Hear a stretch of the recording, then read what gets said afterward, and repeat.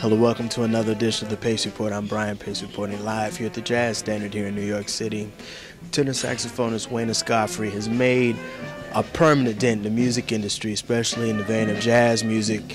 For the last decade, he's played with the likes of Herbie Hancock, Jackie McLean, Mingus Big Band, and Tom Harrell.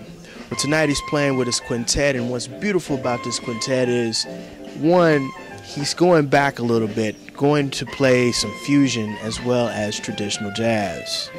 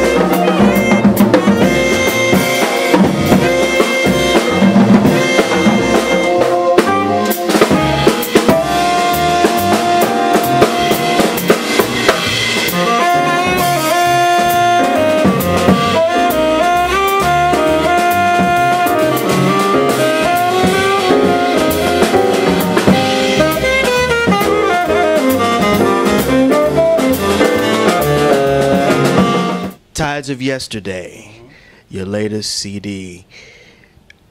You are more courageous now as a composer now. And another thing that I've also noticed too, your progression is you're kind of fiery and cocky at the same time. What makes you a little more confident? I guess age and maturity, and also I guess what comes with maturity is not really caring so much what other people think. My priority is really just making music and playing what I hear, so I'm just doing that. I think also what's happening is I've been inspired a lot in the last few years, particularly by Tom Harrell, a great trumpeter that I work with. I've been working with him for about 5 years now. And I've been really inspired by his creativity and his artistry and his composition. And, so I've been inspired to compose a lot of my own music, and I have a stronger vision now than I've had in the last few years, so that probably accounts for what you're noticing.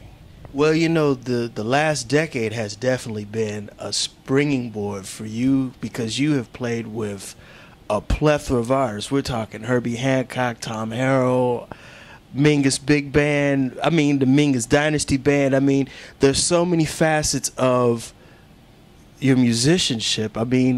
How do you keep the time to just do you? Yeah, my wife asks me that all the time. She's like, "How did you write all this music?"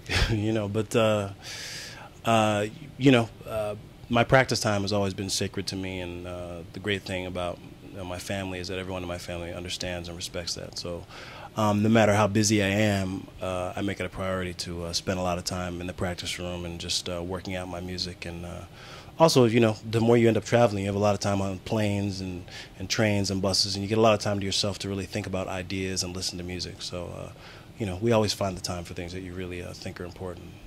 This quintet is real special because you are kind of going back to the roots of fusion, but at the same time staying traditional and mainstream jazz.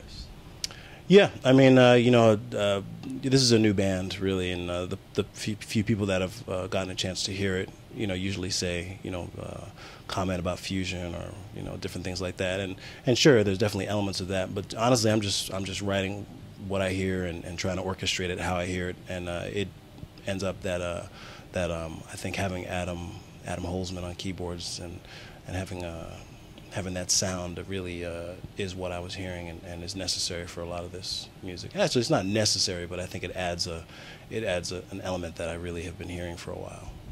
Orrin is also kind of in the pocket with you also, and Hans is also tight on that bass too. Yeah, I mean, I've been playing with Hans. Really, Hans has been a member of my one of my bands in one way or another for really since I moved to New York. He's one of my closest friends, and Orrin's definitely becoming a close friend. And what's great is that the quartet without Adam Holzman, just the more traditional quartet, we've been playing together for at least 6 months now. We've all been playing together separately for years, but so we have a sound. The quartet, just as an acoustic jazz group, has a very solid sound that I'm really happy with. So I think that was an important step first, and now adding this other element is it's spicing, which is great.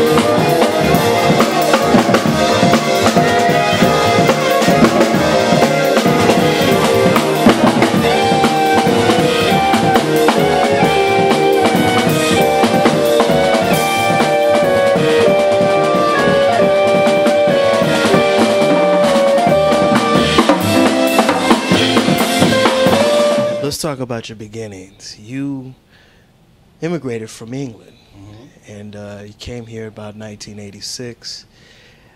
From what I'm understanding, you got hip to jazz kind of late in the game. I guess so. I mean, I really got hip to more the contemporary side, like Grover Washington and such, really, my sophomore year in high school. And then, I pretty much, I just had a lot of friends trying to hit me to some other music like Dexter and Coltrane and stuff. So, yeah, from about, I was a sophomore in high school, I just fell in love with the music. I guess that's a little late for in some ways, but, we all start when we start. You started off singing. You started off in choir. How did you segue into the saxophone?